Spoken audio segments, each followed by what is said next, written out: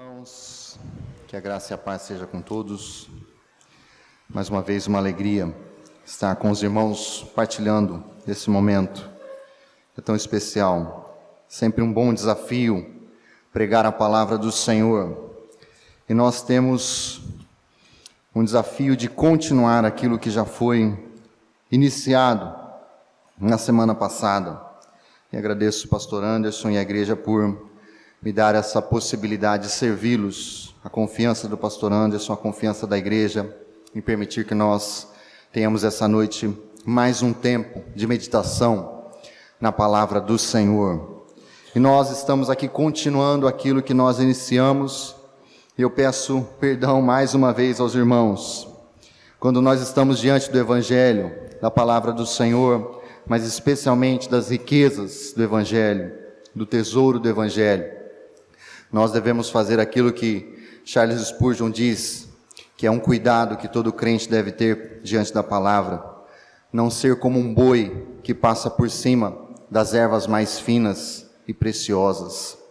E quando eu meditava em tudo isso, eu gostaria muito de seguir até o verso 31, mas eu acredito que hoje nós conseguiremos chegar tão somente ao verso 25. E nós temos esse desafio de trabalhar nesse trecho mais uma vez, continuar aquilo que foi iniciado e considerar aquilo que nós já chamamos de o escândalo e a glória do Evangelho. Um Evangelho que é escandaloso para aqueles que estão perecendo, um Evangelho que é insensatez para aqueles que estão afastados do Senhor, mas ele é glorioso para nós, para a igreja de Cristo Jesus. Eu gostaria apenas de iniciar considerando com os irmãos uma breve história. Há mais ou menos 300 anos atrás, há um relato de um membro de um clube de ateus. Alguns ateus se reuniam 300 anos atrás. E o nome desse grupo é bem sugestivo: o Clube do Fogo do Inferno. E por que eu estou trazendo a mensagem a respeito deste membro deste grupo? Porque certo dia ele resolveu ir ouvir a pregação de George Whitefield, um famoso pregador anglicano da Inglaterra, muito envolvido com os avivamentos.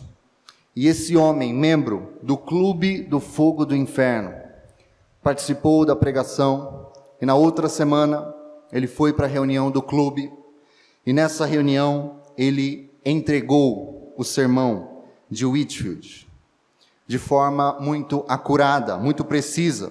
Ele imitou o seu tom de voz, ele fez todos os seus trejeitos, ele queria debochar de Whitefield. Mas, no meio da exortação, enquanto ele tentava debochar do pregador e da mensagem cristã, ele foi convertido pelo Senhor. Ele fez uma pausa repentina, se assentou com o coração quebrantado, confessou o poder do Evangelho. O resultado, o Clube do Fogo do Inferno foi dissolvido. E o notável convertido, quem conta essa história é Charles Spurgeon, era o Sr. Thorpe, da cidade de Bristol. E ele foi usado grandemente por Deus para a salvação de muitas outras pessoas. E por que eu trago essa breve história? Porque aqui nós estamos diante de um homem que olhou para o Evangelho, olhou para a mensagem da cruz e viu apenas insensatez, e ele queria debochar dessa mensagem, ele queria desprezar essa mensagem, mas por meio da ação poderosa de Deus, através da pregação que ele mesmo imitava, Deus o alcançou. E aqui nós estamos diante desse escândalo e dessa glória do Evangelho bendito que foi confiado à Igreja do Senhor e foi confiado a nós também, como Igreja Batista Saron. E para pensar nesse poder e nessa glória desse Evangelho, nós temos que considerar que nesse trecho, do verso 21 até o verso 25, nós vemos a sabedoria de um Deus que é considerado insensato, a sabedoria de um Deus que é considerado insensato aos olhos deste mundo. E Paulo vai apresentar o porquê, ele vai dar algumas razões, nós vamos passar por elas. Mas a primeira razão que Paulo apresenta é que nós estamos aqui diante da sabedoria de um Deus considerado insensato, porque ele não se submete aos padrões deste mundo. Observe comigo no verso 21. Visto que na sabedoria de Deus, o mundo, por sua própria sabedoria, não o conheceu. E nós estamos considerando a sabedoria de Deus e como esse argumento é importante para o apóstolo Paulo, porque ele está tratando da igreja. Paulo não está apresentando o evangelho para aqueles que não conhecem o evangelho, mas para a igreja do Senhor, aqueles que já receberam, mas estão enveredando por um caminho perigoso.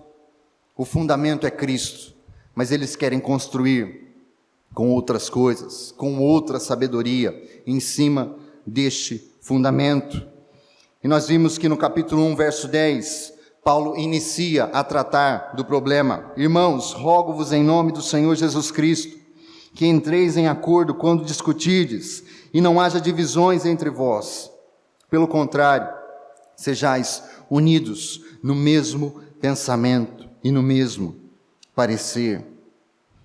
E Paulo está dando todo este argumento até aqui, trazendo a compreensão do evangelho, para fazer aquilo que nós já falamos no domingo passado, mostrar que todo o problema, especialmente os problemas dentro da igreja, não são meramente problemas de prática, porque toda prática pressupõe uma teoria. Quando há alguma dificuldade na minha caminhada cristã e na sua caminhada cristã, tenha certeza disso, não é só um ajuste de comportamento, não é só um retoque na parte exterior, não é só faça isso ou faça aquilo, você precisa do Evangelho de Jesus Cristo. E a sabedoria deste mundo, segundo Paulo, estava entrando na igreja e estava produzindo maus frutos, estava causando divisões. Nós já ouvimos isso com o pastor Anderson pregando. E Paulo está argumentando que a sabedoria deste mundo em trevas não pode ser aquilo que a igreja utiliza como seu meio de desenvolver a obra do Senhor, porque essa sabedoria não nos conduz a Deus. Mas aqui está o grande desafio para nós.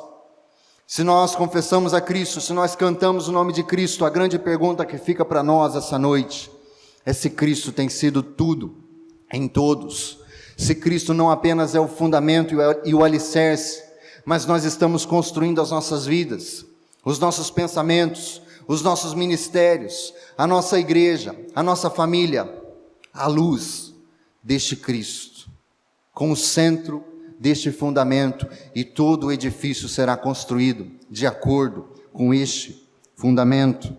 E Paulo argumentou na passagem anterior, como nós vimos, que tanto o escriba judeu quanto os sábios gentios, eles se escandalizaram e ignoraram a Jesus.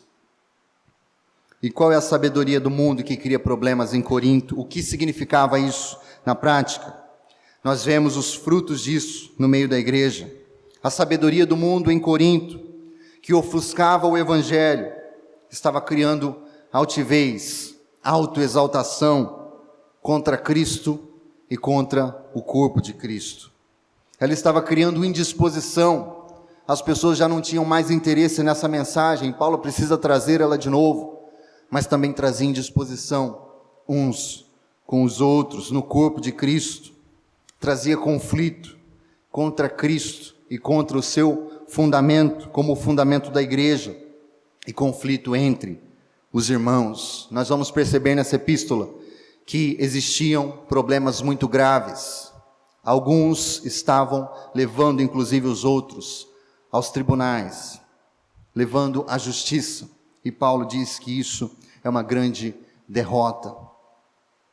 Mas essa sabedoria que está sendo apresentada diante de nós é uma sabedoria terrena, animal, diabólica. Ela pertence a este mundo, mas ela vem para o meio da igreja e ela frutifica no meio da igreja. Essa falsa sabedoria coloca o homem e não Deus no centro.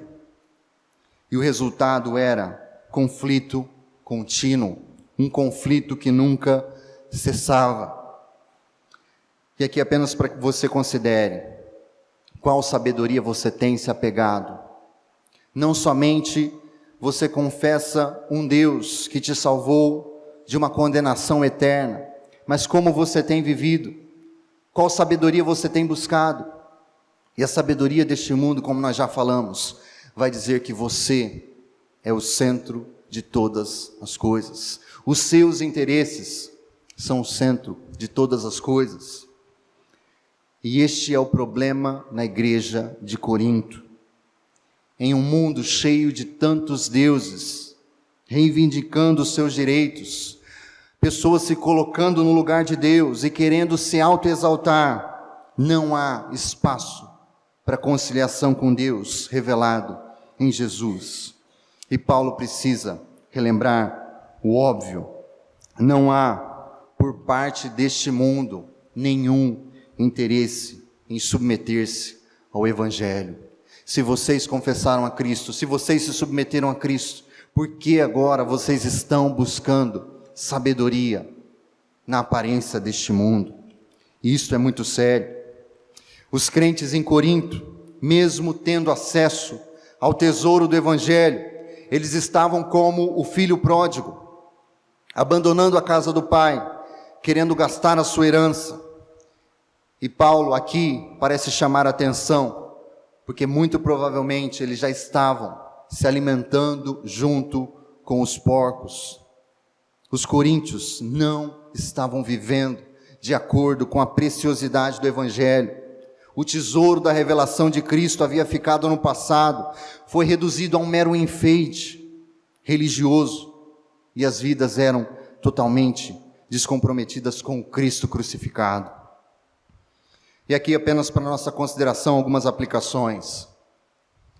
Um famoso psicólogo conhecido, um psicólogo secular, ele disse que mesmo sendo um psicólogo, diante de uma outra alma humana, ele gostaria de ser apenas uma outra alma humana.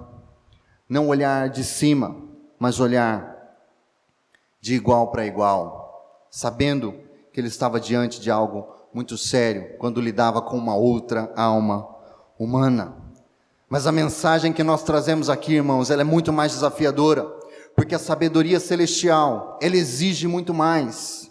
Nós estamos diante de um filho, o Filho de Deus, e ele se apresenta como servos, como servo de pecadores, como servo de nós, que éramos os seus inimigos. Ele vem para nos servir. E essa é a grande pergunta para nós, diante desse Filho de Deus, diante desse Evangelho, nós nos apresentamos como servos de Cristo e como servos, escravos, uns dos outros. E aqui eu gostaria já de convidar os irmãos para algo muito desafiador. Caminhe comigo para Mateus capítulo 28.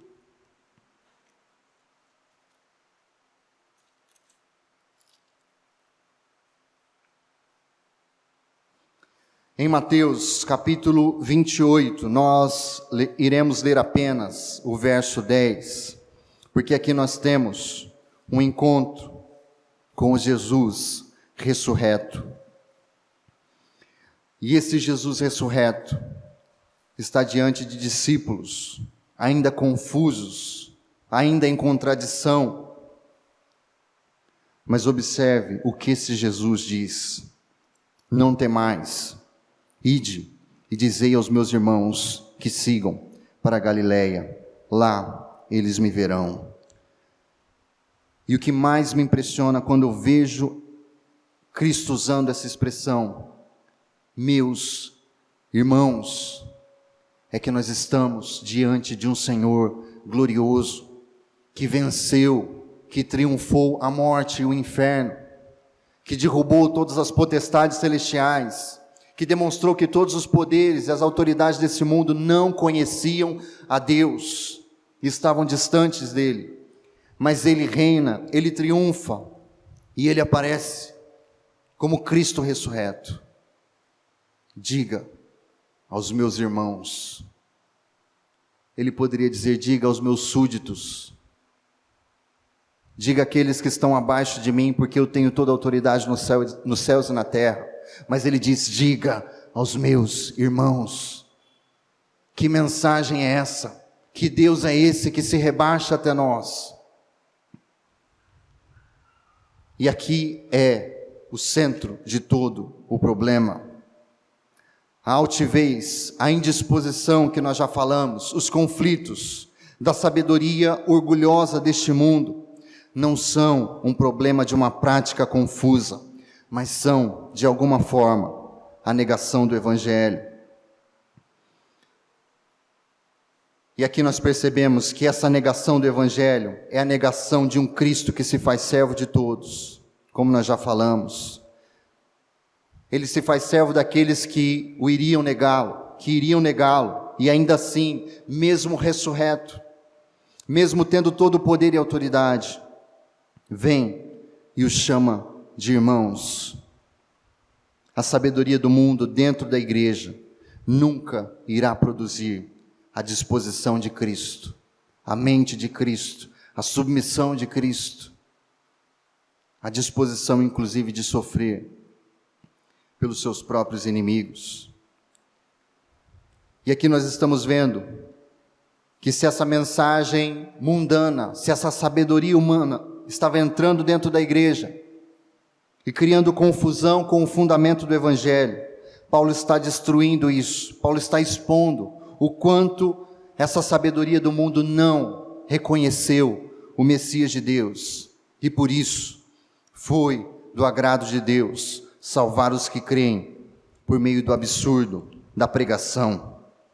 Nós estamos diante da sabedoria de um Deus considerado insensato, louco, porque ele estabelece um meio absurdo para a salvação deste mundo. E eu quero que você considere apenas 3 coisas a respeito disso.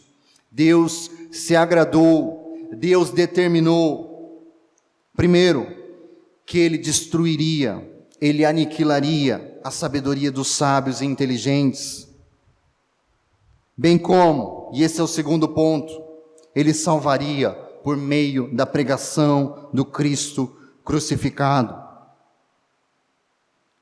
E o terceiro ponto é que essa pregação irá sempre continuar como o único meio de salvação, seja para os de dentro, seja para os de fora.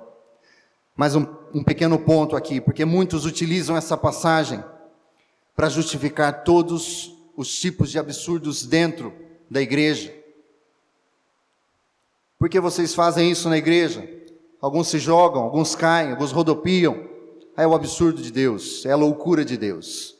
Mas Paulo não está falando disso.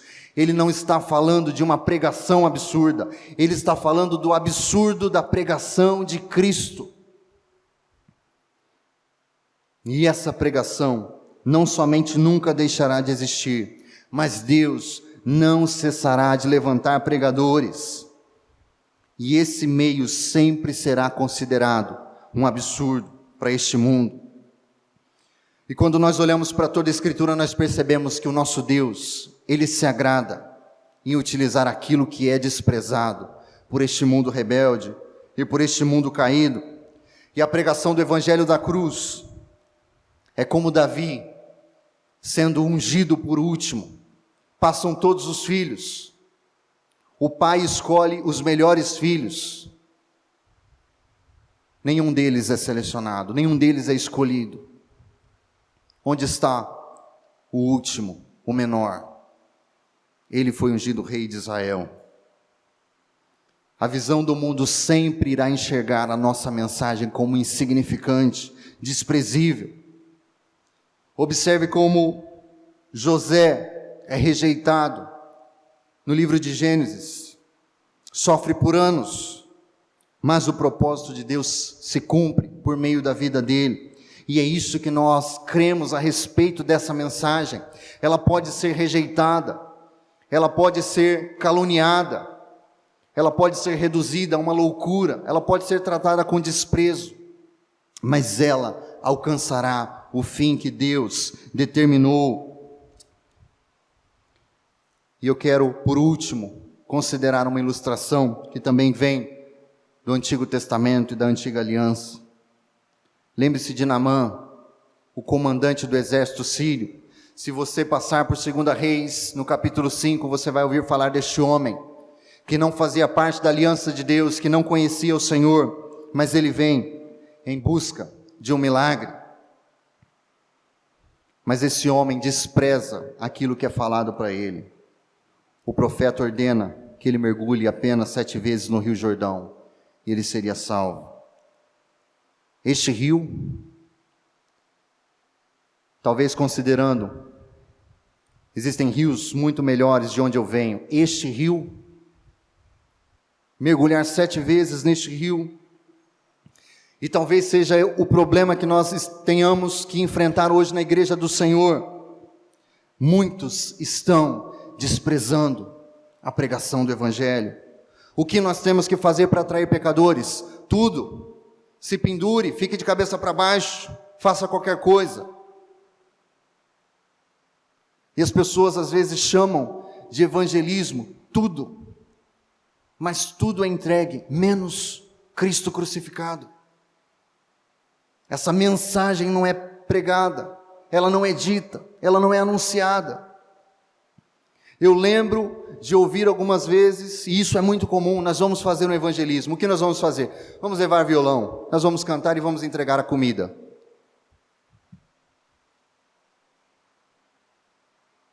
Música é bom, irmãos, não tenho problema com música. É bom alimentar aqueles que passam fome. Nós, como cristãos, nos preocupamos com o sofrimento dos homens, mas a mensagem do Evangelho se preocupa com o maior sofrimento que tem peso eterno, a condenação. Nós cantamos que a ira de Deus foi satisfeita unicamente em Jesus Cristo. Aqueles que não estão em Cristo não se esconderam dessa ira em Cristo, enfrentarão um problema muito pior do que as tristezas deste mundo. Nós nos preocupamos com isso, nós queremos cuidar de todos os problemas, mas existe um problema que é central: a pregação do Evangelho. Por isso, para nós, como igreja do Senhor, se torna algo muito sério, é um terreno santo. Todos os pregadores deveriam fazer como Moisés, remover as suas sandálias, porque nós estamos pisando em terra santa. Nós estamos andando em um espaço sagrado. É um absurdo para este mundo, mas é a arma mais poderosa que nós temos. A pregação é o trono de Cristo, como diziam alguns teólogos antigos. A pregação é o trono de Cristo. E Cristo se assenta para julgar, segundo o apóstolo Paulo. Quando nós pregamos essa mensagem com fidelidade, quando nós falamos da cruz do Senhor, e uma das marcas deste julgamento é que essa mensagem será considerada um absurdo, ela será desprezada. Mas infelizmente, muitos de nós podemos trilhar o caminho da igreja de Corinto, misturando o fundamento do Evangelho com a palha, com o feno deste mundo. Um pouco de sofisticação aqui, um pouco de técnicas e coach ali, um pouco de terapia. Nós precisamos massagear um pouco o ego dos nossos ouvintes. Nós precisamos da política da boa vizinhança. Um pouco de qualquer outra coisa, menos do Cristo crucificado. Nós queremos ser sábios segundo os padrões deste mundo, mas o apóstolo Paulo está nos dizendo que aprove ao Senhor, foi do agrado dele desprezar essa sabedoria, essa suposta sabedoria. Foi do agrado do Senhor rejeitar aquilo que era exaltado aos olhos dos homens. E alguns dizem: vamos pescar almas. Qual é a isca? Qualquer coisa, menos o Cristo crucificado e humilhado, sob o peso da ira de Deus, que nós deveríamos receber, que aqueles que nos ouvem deveriam receber. Nós queremos apresentar o Evangelho, muitas vezes, como um animal domesticado, que busca os afagos, o carinho dos homens. Mas, como dizia Charles Spurgeon, nós estamos diante de um leão em uma jaula. Nós, irmãos, não precisamos ser rudes, nós não precisamos ser duros. Quando nós pregamos com fidelidade, quando nós anunciamos os desígnios de Deus, a jaula é aberta e o leão avança. Mas esse é o desafio para a igreja do Senhor: não abandonar este escândalo, não se esquecer dessa mensagem que não é apenas a porta de entrada, mas é o caminho que nós devemos trilhar. Foi do agrado de Deus salvar os que creem pelo absurdo da pregação, e isso nos apresenta a sabedoria de um Deus que é considerado insensato, pois ele se nega a impressionar o orgulho religioso e o orgulho filosófico, seja do judeu, seja do grego. Verso 22 e verso 23. Pois enquanto os judeus pedem sinais, os gregos buscam sabedoria, mas nós pregamos Cristo crucificado, que é motivo de escândalo para os judeus e absurdo para os gentios. Os judeus esperavam um Messias com muitos poderes, com poderes sobrenaturais. Acompanhe comigo, João no capítulo 7, verso 31.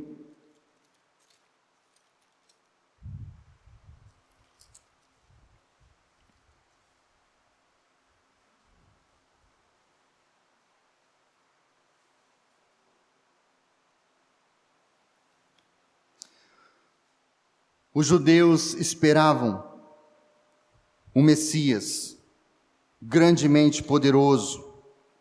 Isso nós vemos em João no capítulo 7, verso 31.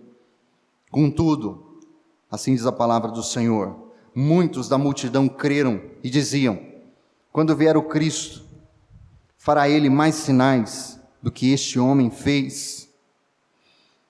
Agora acompanhe comigo Lucas, capítulo 24, verso 21.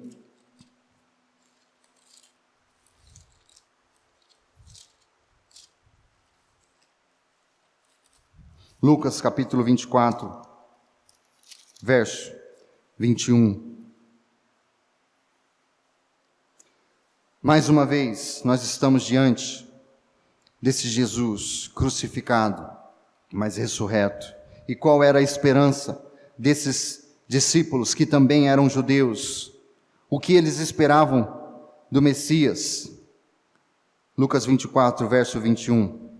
Assim diz a palavra: nós esperávamos que fosse ele o que traria a redenção a Israel.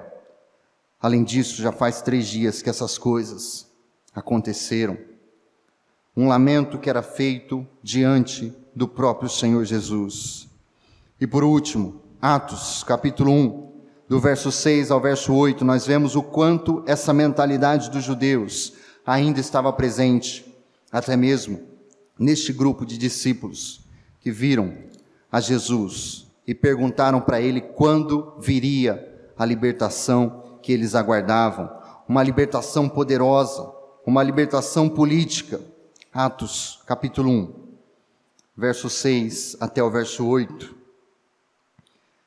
E os que se haviam reunido perguntaram-lhe: Senhor, este é o tempo em que restaurarás o reino para Israel?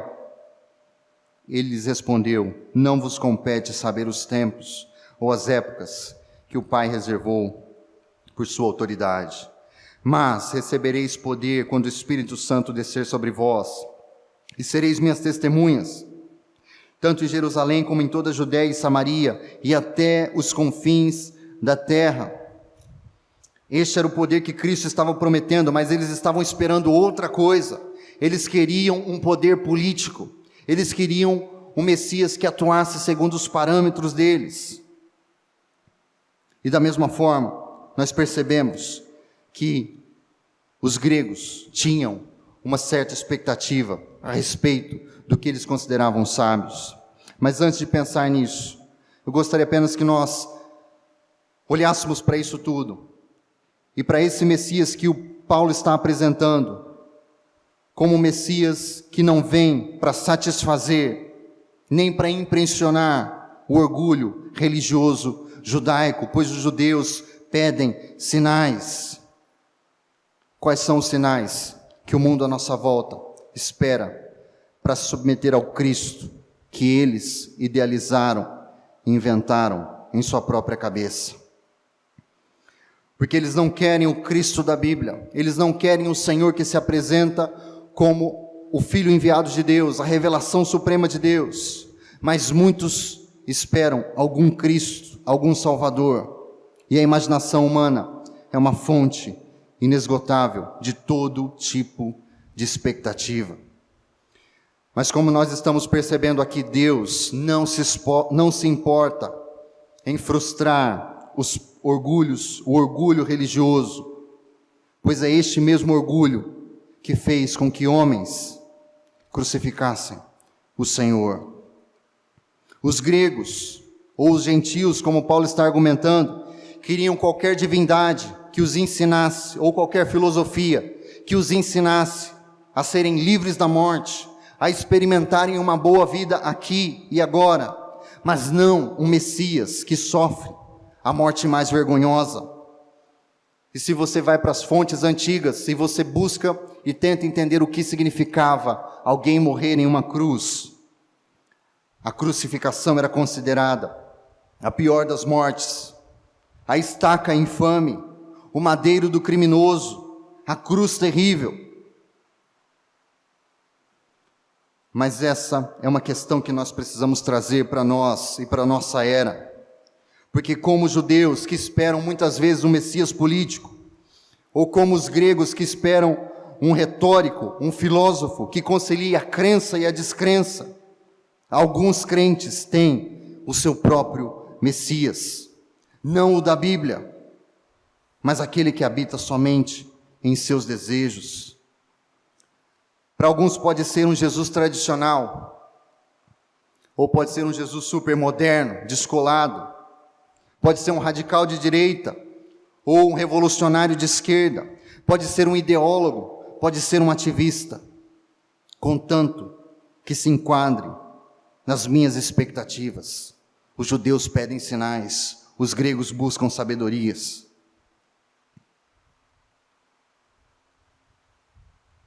Mas aqui um consolo para nós. E se tem uma coisa que eu tenho experimentado na vida cristã, e eu espero que seja uma realidade, porque eu acho que isso é algo muito importante diante daquilo que nós estamos lendo aqui, é a frustração. Você tem sido frustrado, meu irmão, na sua caminhada com Cristo?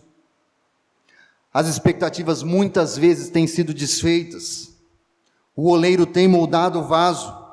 Louve a Deus, porque você não está junto com este mundo perecendo e indo atrás das suas expectativas. Deus está trabalhando, e se você permanece crendo em Cristo, é um sinal de que todas essas outras imagens, todas essas outras expectativas, todos esses outros sinais que o mundo busca, não são o centro da sua fé. Mas você tem um Messias que é poderoso, que te salva, inclusive, das suas próprias ilusões temporárias, das suas falsas expectativas.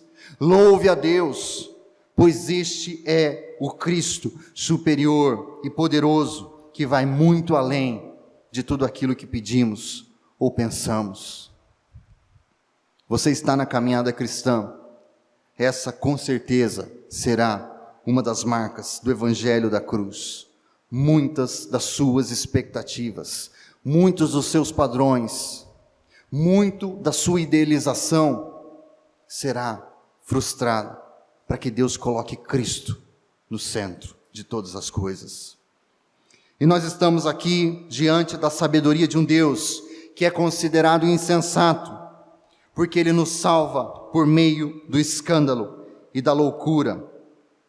E esse escândalo e essa loucura não são de Deus, mas estão nos olhos de homens perdidos. Nós pregamos Cristo crucificado.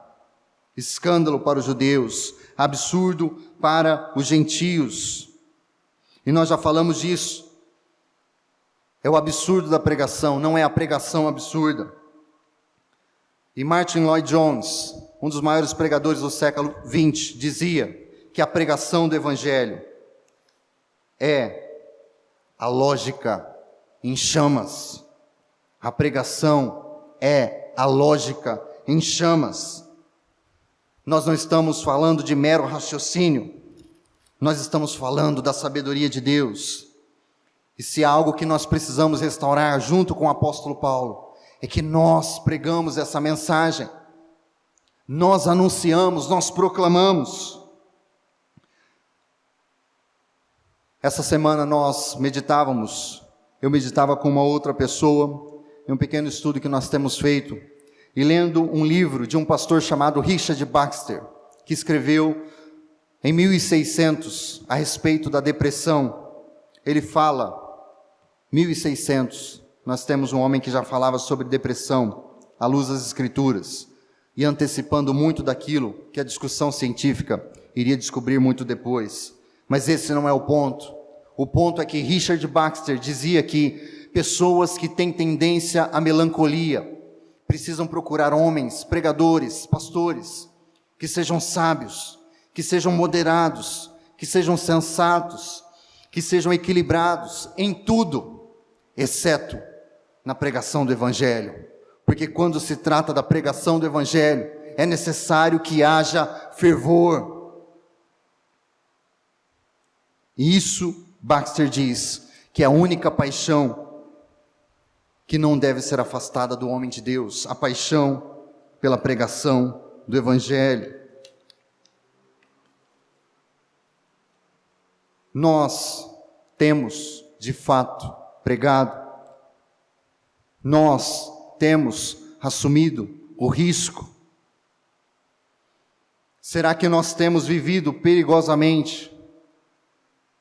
Porque nós estamos carregando uma mensagem que não é aceitável para o homem natural. Sem o poder do Espírito, essa mensagem nunca seria aceita por nenhum homem.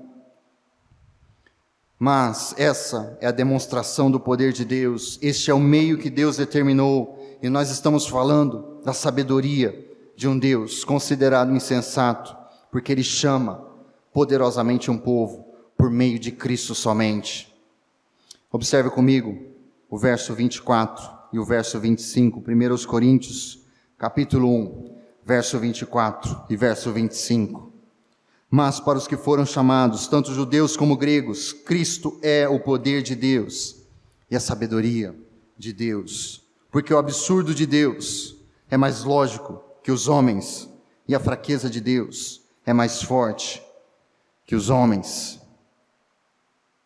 Mais uma vez, o apóstolo retorna ao tema do chamado. Para os que foram chamados, Cristo é o poder de Deus. Em 1 Coríntios capítulo 1, verso 2, ele diz que está escrevendo para aqueles que foram chamados para serem santos. No capítulo 9, ele vai dizer que fiel é Deus, por quem fostes chamados para a comunhão de seu Filho Jesus Cristo, nosso Senhor.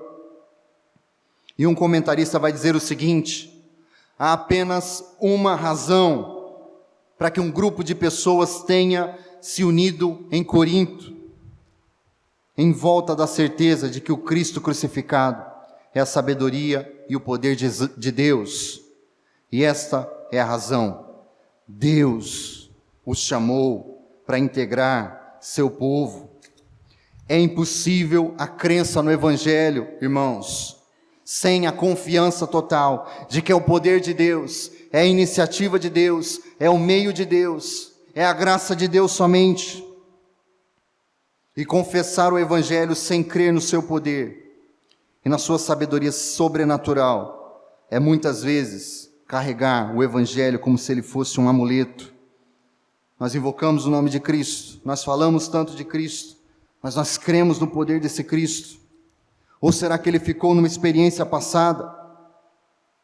Nós temos confiado no poder de Deus que nos alcançou, nós temos nos equipado com este Evangelho, nós temos equipado e preparado a igreja do Senhor, os nossos irmãos, para uma batalha onde nós estamos morrendo com Cristo, para tudo aquilo que é sábio aos olhos deste mundo, é elevado aos olhos deste mundo, para ressuscitar com Ele e viver de acordo com o poder e a sabedoria de Deus. Será que nós estamos de fato humilhados diante desse poder e dessa graça? O absurdo de Deus é mais lógico, a fraqueza de Deus é mais forte, conclui o apóstolo.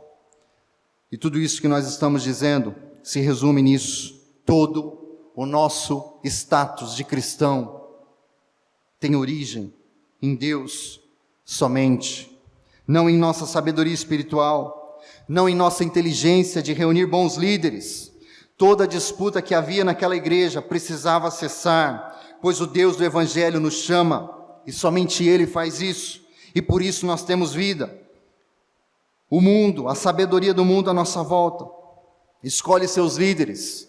O mundo busca se destacar segundo os seus próprios padrões, mas ele permanece em seus pecados, não pode vir a Deus, não pode se achegar a Deus, não pode experimentar essa mensagem. O Deus do Evangelho nos santifica em Cristo, e essa é uma das contendas do apóstolo Paulo. Mas o mundo à nossa volta permanece escravo e separado de Deus. O Deus do Evangelho nos une com Cristo e uns com os outros. O mundo à nossa volta só experimenta cada vez mais e mais fragmentação, divisão, separação, conflito, novas ideias, novos pensamentos, novas causas, disputas incensáveis, infindável guerra por poder. Mas o Deus que se revela em Cristo é o Deus que escolhe aquilo que é rejeitado e vil aos olhos deste mundo, para que apareça tão somente a sua força.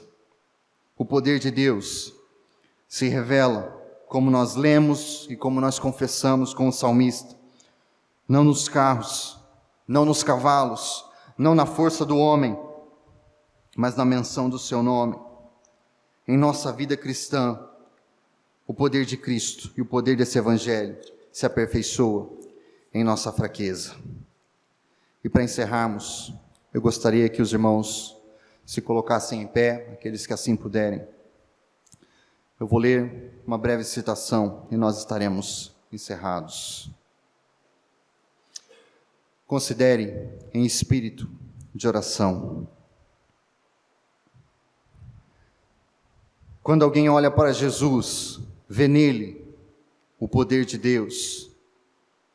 Paulo fala para os judeus e para aqueles que estão querendo milagres, que Jesus é o maior milagre, Ele é o poder de Deus. Paulo olha para os gregos que estão buscando sabedoria e diz: Jesus é a sabedoria de Deus. Jesus é aquele que revelou Deus. Jesus é a síntese da sabedoria. Nele estão escondidos todos os tesouros da sabedoria. A sabedoria de Deus está no Evangelho. Os gregos não olharam para a cruz do ponto de vista de Deus. Paulo pergunta ao sábio, ao escriba e ao filósofo se eles conheceram a Deus por intermédio dos seus estudos. Não, eles conheceram a Deus por meio do Evangelho. Paulo só tem uma mensagem: Cristo crucificado. É o poder de Deus para os judeus e a sabedoria de Deus para os gregos. Nós somos chamados à comunhão por causa da nossa união com Cristo. Ele morreu por nós. Nós fomos batizados em seu nome. Nós estamos identificados com a sua cruz. Essa uma verdade para você hoje. Se não é essa uma mensagem que está no seu coração, que você confessa e crê com todo o seu coração, arrependa-se de viver a sua vida sem Deus e confie em Cristo somente.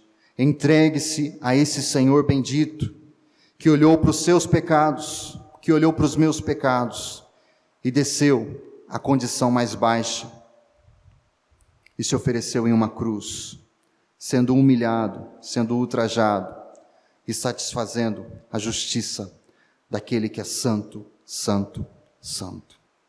Vamos orar. Pai, nós te bendizemos pela tua bondade revelada em Cristo Jesus. Se nós nos apresentamos aqui como teu povo, se há alguém aqui que não conhece a Cristo, que não se entregou a Cristo Jesus, que não confessou a Cristo, que o Senhor o alcance por meio da tua palavra. É o teu evangelho, é a tua cruz, é o teu Espírito. Faz a tua obra, Deus. Mas para nós que estamos aqui e somos desafiados, como um dia essa igreja também foi desafiada, nos ajuda, Senhor, a abraçar essa mensagem que é considerada insensatez e que será sempre considerada insensatez, mas é o evangelho bendito, é o trono de Cristo e é o poder para a salvação de todos aqueles que creem. É o poder para a salvação de todos aqueles que estão crendo. Como diz o apóstolo, é o poder para a salvação desta igreja e de todas as outras igrejas que permanecem confiando e confessando este único nome. Tem misericórdia de nós, ó Deus. Quanto da sabedoria do mundo há em nós, quanto da sedução deste mundo há em nós, quanto este mundo nos impressiona com as suas imagens, com os seus padrões, com aquilo que é exaltado e elevado, mas quebra, Deus, pelo poder da cruz e pelo sangue de Cristo, e nos ajuda a sermos mais santos, mais consagrados, a experimentar mais esse poder, para que ele também seja anunciado com poder e com autoridade. Nos ajuda, Senhor, e remove de nós tudo aquilo que ofusca esse evangelho.